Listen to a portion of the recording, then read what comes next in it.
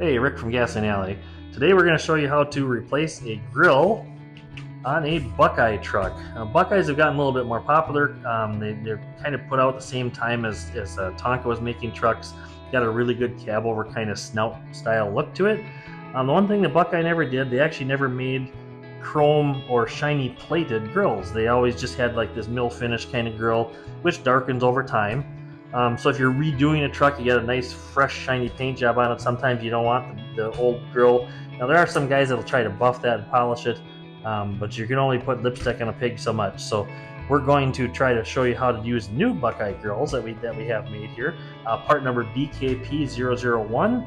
And again, this truck, being its original, I'm going to take the new grill back off when I'm done and put the original back on it just because it matches the patina. But if it would be a freshly painted truck that I'm so proud of, I wouldn't want to put that back grill on. So basically, we're just going to kind of take you through the steps to put them in.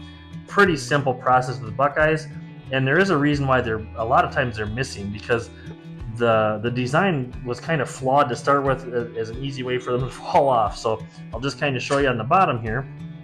Really, the only thing that holds these grills on are these 4 tabs.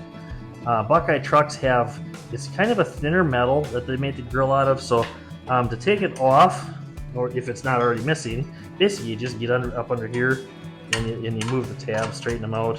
I guess I could probably even do it with my thumb because it's not that thick of a metal. So get those tabs freed out. So like I said, grill falls off if those tabs come loose or get broken. So and then there's one tab down here in the bottom. Let's just kind of push a little bit, straighten out, and the grill comes off. Now you can kind of see that's about the extent of how shiny it would have been back in the day with that little bit of plating. So very seldom do they retain that original shine or sheen, whatever you want to call it. It just kind of looks like that. So basically, to put it back on, pretty simple process.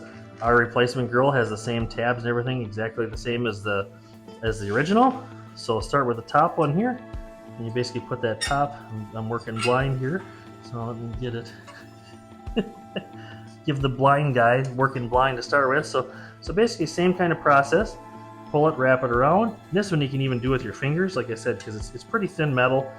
If you want to do with the pliers to get a little bit tighter, we recommend like a soft jaw pliers. Now a lot of times you can put, you can get like electrical tape or something, just wrap around a regular set of pliers. So the 4 on the bottom are done, and then just get that one tight at the top, and the grill is tight, and there you have a nice, fresh, bright, shiny chrome grill for your Buckeye truck. So Buckeyes, like I said, is starting to get a little bit more popular of a brand, and they're taking off. So we have the parts for this, and then again, the Buckeye grill is part number BKP001. So that's our tip for Buckeyes today.